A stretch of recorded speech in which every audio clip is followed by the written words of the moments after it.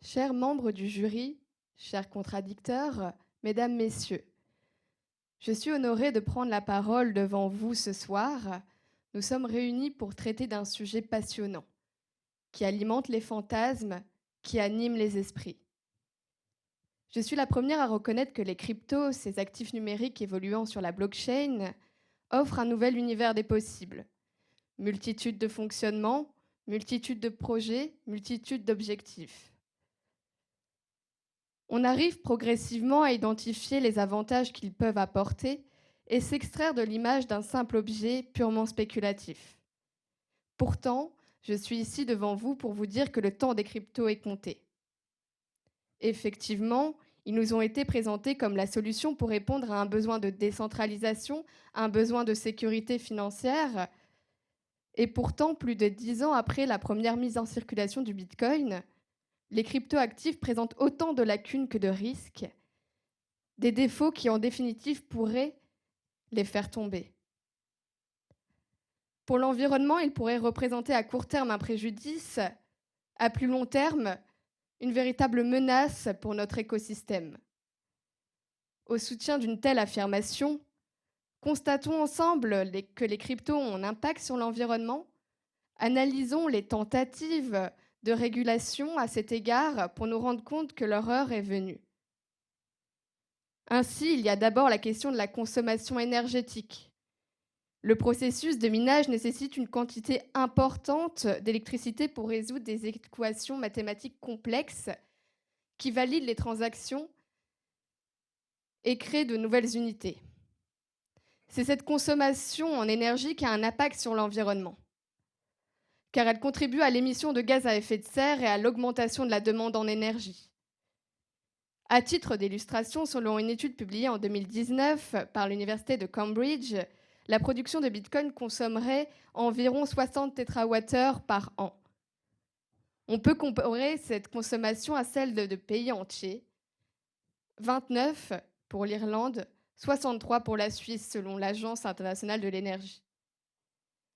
Alors pour ceux qui argueraient d'une information peut-être datée, sachez que cette problématique est encore présente aujourd'hui, et d'ailleurs, elle ne cesse que de s'accroître. Prenons peut-être un autre exemple, plus pratique, plus récent, le phénomène NFT dans le marché de l'art.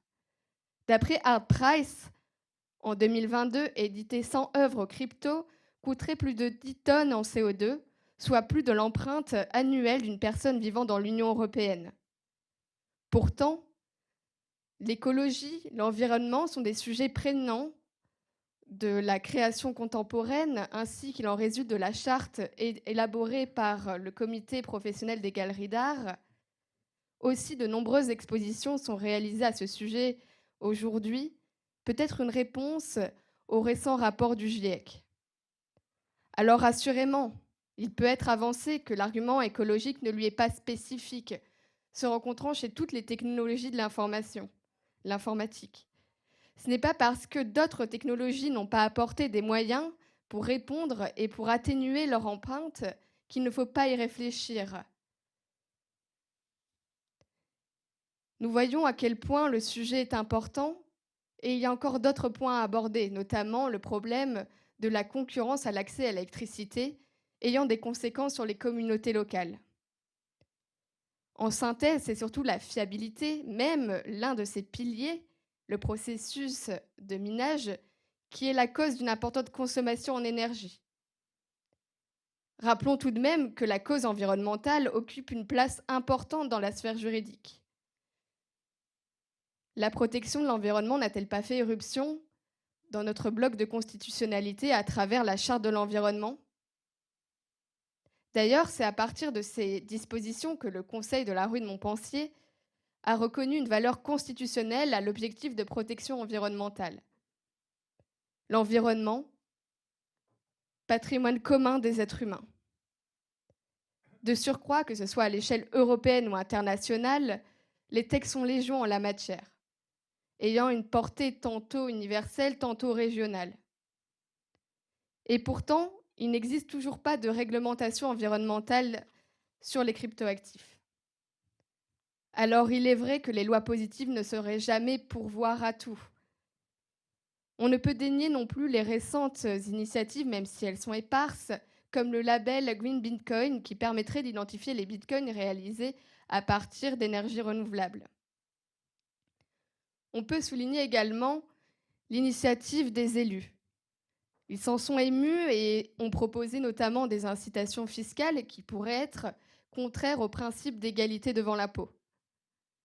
Aussi, on peut noter des débats sur la preuve d'enjeu. Elle serait prétendument moins consommatrice en énergie, reposant non pas sur la force de calcul, mais sur la valeur possédée. Certes, mais ce n'est pas non plus une solution miracle. Elle présente des difficultés, des lacunes, notamment en termes d'attaque et d'accessibilité.